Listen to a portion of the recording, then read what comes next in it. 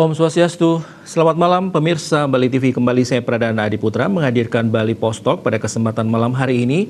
Kami akan berbincang-bincang dengan topik nasib perguruan tinggi swasta di tengah pandemi COVID-19. Ya pemirsa Bali TV, dampak dari COVID-19 ini berimbas ke segala sektor. Pendidikan salah satunya, siswa dan mahasiswa belajar di rumah dengan memanfaatkan teknologi internet. Sementara itu di sisi lain, lembaga pendidikan swasta harus bisa menyikapi situasi tersebut. Nah, apa yang bisa dilakukan untuk lembaga dan masyarakat Bali? Saat ini kami sudah terhubung dengan Profesor Dr. Nengah Dasi Astawa. Beliau selaku Ketua Lembaga Layanan Pendidikan Tinggi atau LL Dikti Wilayah 8. Baik, selamat malam Om Swastiastu, Prof. Om Swastiastu. Inge, bagaimana kabarnya Prof? Sehat? Baik, sehat. Iya, baik Prof. Kami langsung ke pertanyaan. Ini dengan kondisi pandemi COVID-19, artinya sejak kalau tidak salah ini pertengahan Maret ini seluruh proses belajar mengajar termasuk perkuliahan ini di perguruan tinggi dilakukan secara daring atau dengan e-learning atau dengan online. Nah ini apa langkah LL Dikti Wilayah 8 ini menyikapi hal tersebut ini di tengah pandemi COVID-19?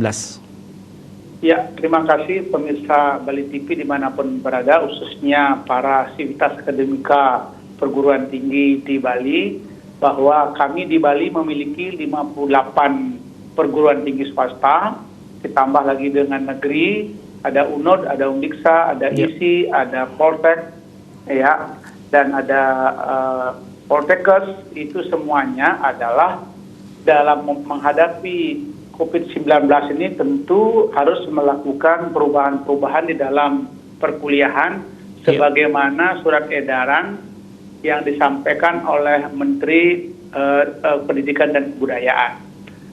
Kami selaku Kepala LLDT begitu menerima surat edaran tersebut langsung meneruskan kepada seluruh perguruan tinggi dan sekaligus melakukan rapat melalui telekonferensi dengan perguruan tinggi khususnya di wilayah Bali, NTB, NTT, baik di Bali, di NTB maupun NTT. Khusus di Bali, sudah berapa kali kita lakukan telekonferensi untuk memberikan pemahaman tentang situasi dan kondisi dengan adanya virus coronavirus ini untuk melakukan perubahan dari kuliah konvensional menjadi kuliah yang sifatnya daring atau online atau dengan blended learning.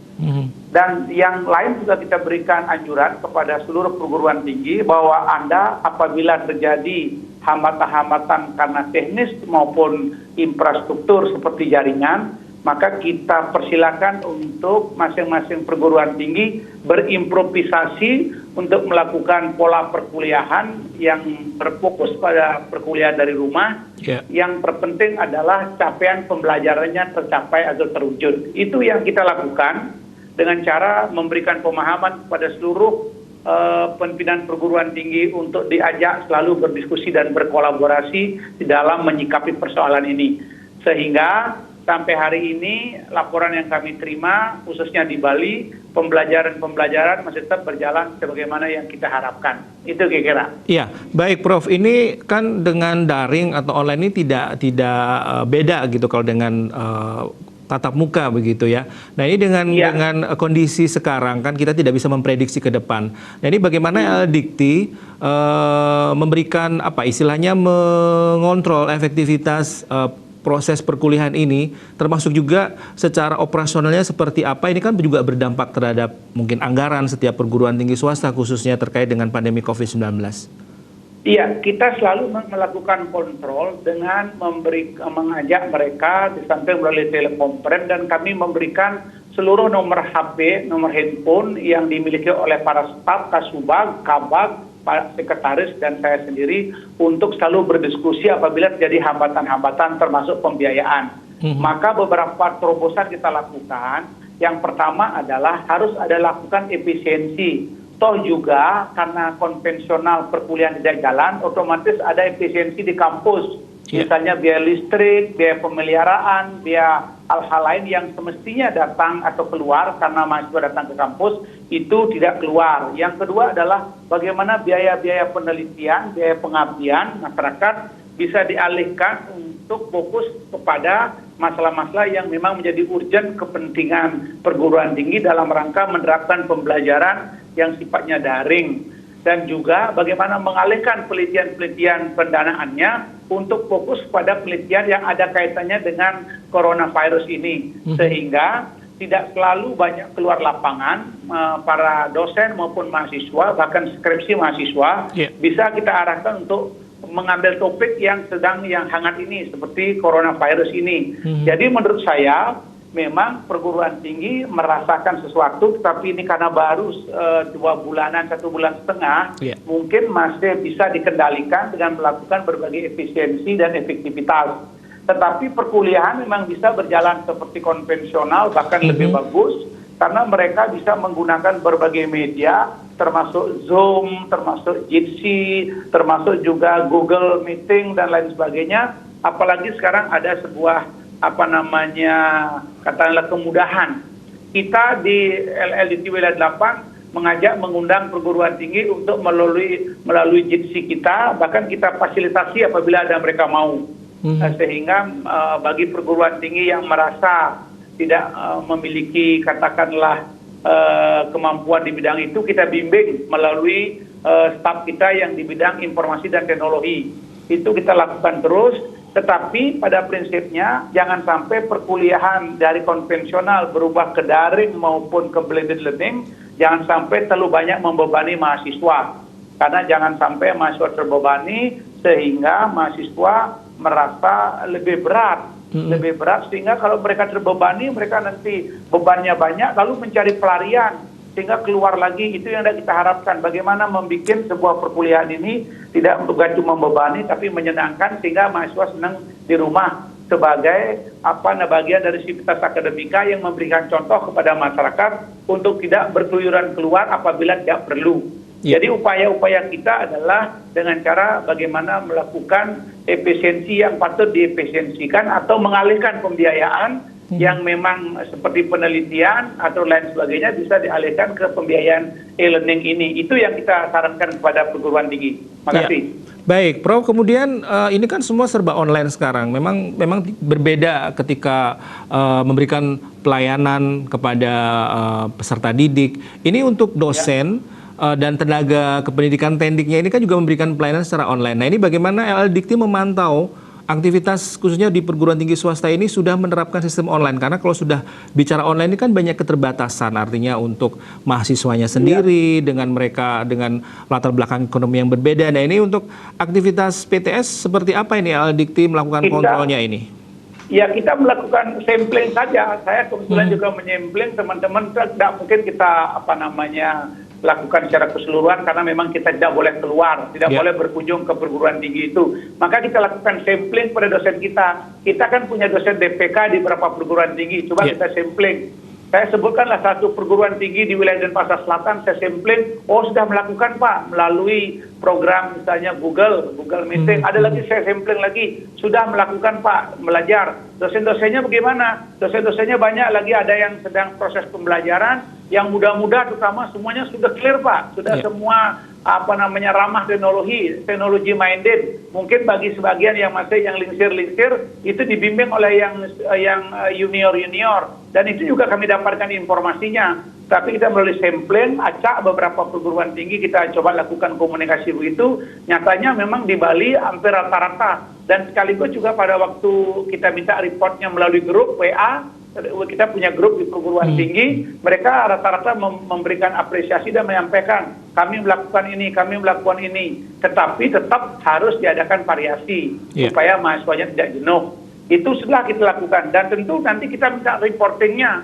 Nanti sudah kita sampaikan kepada PTS agar PTS walaupun polanya daring, walaupun learning, walaupun mungkin book review atau yang campuran macam-macam, mohon dilaporkan nanti, karena kita harapkan perguruan tinggi untuk melakukan laporan secara tertulis yang bisa dikirim ke LLDT lewat email maupun lewat WA atau melalui cara-cara yang kirim dengan melalui pos apa yang mereka lakukan. Jadi kita terus memantau dan selalu berkoordinasi kepada pimpinan PTS. Ya, baik. Prof, ini semua pihak saat ini, baik perorangan maupun kelompok atau instansi, termasuk ini lembaga-lembaga seperti LLDIKTI, ini diharapkan ikut berpartisipasi di dalam menjaga atau mengatasi wabah atau terkait dengan pandemi COVID-19 ini. Nah, ini seperti apa arahan mungkin kebijakan dari LLDIKTI untuk memberikan support kepada PTS di Bali ini untuk bisa membantu mengatasi pandemi, termasuk ini menjaga masyarakat Bali, kerama Bali? Oke, terima kasih. Sejak awal ini disampaikan bahwa terjadi namanya pandemi coronavirus ini, saya sudah langsung berkomunikasi dengan pimpinan perguruan tinggi Bali, NTB, NTT. Khususnya di Bali, sudah banyak perguruan tinggi kita yang melakukan kegiatan-kegiatan yang membantu di Satgas, membantu di beberapa rumah sakit, membantu di beberapa para medis, dengan membawa, ada yang membawa langsung disinfektan, ada yang membawa hand sanitizer, ada yang membawa perlengkapan APD, ada yang membawa masker. Bahkan besok kami rapat diundang oleh FTC, sudah terkumpul dana lumayan sekitar 75 juta. FTC akan melakukan sebuah kegiatan untuk membantu para satgas, membantu para mungkin rumah sakit yang menjadi pusat untuk coronavirus ini, sekaligus beberapa juga hal yang lain yang dilakukan oleh perguruan tinggi melalui FTC. Secara organisasi individual, kelembagaan, mereka sudah jalan masing-masing. Ada seluruh perguruan tinggi, terutama di bidang kesehatan, karena kami mengantisipasi seluruh perguruan di bidang kesehatan yang memiliki prodi di bidang farmasi, memiliki prodi keperawatan, kebidanan, kita ajakkan rapat, pernah aja rapat mulai telekonferensi untuk mengambil peran. Dan perguruan-perguruan tinggi yang lain ikut juga mengambil peran, tidak hanya dalam bentuk bantuan-bantuan seperti kebutuhan-kebutuhan APD, tapi bagaimana juga mengedukasi seluruh sivitas akademikanya, membantu pemerintah supaya jangan mereka melakukan katakanlah kegiatan-kegiatan berkumpul, melakukan jalan-jalan tanpa jelas arah, lalu harus juga mengedukasi masyarakat dan menjadi contoh, menjadi motivator, menjadi fasilitator, menjadi edukator bagi lingkungannya. Dan itu kita gelembungkan terus sehingga sekarang besok kami rapat akan melakukan dengan seluruh FTC 58 perguruan tinggi kita akan rapat untuk melakukan langkah-langkah lebih lanjut lagi. Secara institusi sudah berjalan, secara organisasi akan kita gerakkan lagi untuk membantu para medis dan membantu Satgas, termasuk pemerintah daerah, kita bantu sesuai dengan kapasitas dan kewenangan serta ruang lingkup kita. Kita lakukan seperti itu terus-menerus. Karena mohon maaf, saya tambah sedikit, kita punya 70 ribuan mahasiswa loh. Itu artinya apa? Dari 70 ribu mahasiswa itu hampir semuanya punya media sosial. Kalau kita mau ngirim informasi tentang apa, sangat-sangat masif dan terstruktur nyampe di masyarakat. Karena mereka ada di mana-mana dan mereka tersebar di seluruh Bali. Baik, baik, Prof. Ini terakhir apa harapan yang ingin Prof sampaikan ini selaku Ketua LLDIKTI ini untuk dengan kondisinya sekarang ini yang memang tidak pasti dengan suasana keprihatinan terkait dengan pandemi COVID-19. Ini apa yang ingin Prof sampaikan khususnya bagi para pelaku pendidikan, dunia pendidikan? Silakan, Prof. Pertama, saya mengharapkan dan menginginkan agar mudah-mudahan yang dewasa Tuhan Yang Maha Esa swece bahwa coronavirus ini segera berakhir di Indonesia bahkan di dunia. Itu harapan kita secara bersama-sama. Yang kedua adalah apapun yang terjadi, kalau kita bersama pasti bisa. Prinsipnya adalah mari kita bersama. Bersama pasti bisa. Dan yang kedua adalah bagi perguruan tinggi, ini adalah momentum yang terbaik untuk sekaligus mereka menerapkan teknologi untuk kuliah model daring, sekaligus juga pembelajaran yang sangat berharga, sekaligus juga mari berbuat bersama-sama untuk membantu pemerintah, para medis dan Satgas dengan cara apapun. Yang penting adalah yang terbaik, dan kita tidak harus meniru gaya orang lain, tetapi mari kita lakukan sesuatu sekecil apapun dan tetap melaksanakan protap kesehatan atau protokol kesehatan secara benar, disiplin, dan taat dengan tanpa melempar berita-berita yang menyesatkan. Kalau ada diskusi yang menyejukkan, kalau ada informasi yang menyejukkan, menenangkan masyarakat, agar seluruh imunitas tubuh masyarakat semakin segera tumbuh dan bisa menjadi salah satu penangkal penyebaran coronavirus ini secara masif. Itulah harapan saya dan mohon juga perguruan tinggi jangan henti-hentinya untuk selalu mengedukasi masyarakat karena penting sekali mengedukasi masyarakat. Karena saya tadi keluar ke kampus, ke kantor, memantau juga ke kantor, masih banyak masyarakat yang belum menggunakan masker. Padahal kalau memang itu belum bisa menggunakan masker, masker apa saja ada digunakan. Yang penting kalau tidak ada, saya sudah melakukan eksperimen dengan memakai kain selendang pun kalau 3 kali kita lipatkan, 4 kali kita lipatkan, tatkala masih belum ada yang namanya masker yang standar, masih bisa karena tidak ada rotan, akar pun berguna juga. Ini yang cara-cara harus kita lakukan untuk meredam dan memutus mata rantai coronavirus ini, khususnya di lingkungan mahasiswa dan seluruh sivitas akademika. Karena sekian harapan saya. Terima kasih. Baik, terima kasih Profesor Dr. Nengah Dasyahasta. Pemirsa, sudah kami ajak berbincang dalam Bali Post Talk pada kesempatan kali ini. Beliau selaku Ketua Lembaga Layanan Pendidikan Tinggi Wilayah 8 dalam nasib PTS di tengah pandemi COVID-19. Prof, terima kasih waktunya dan kami akhiri Bali Post Talk pada kesempatan malam hari ini. Terima kasih atas perhatian Anda. Om Santi Santi Santi Om.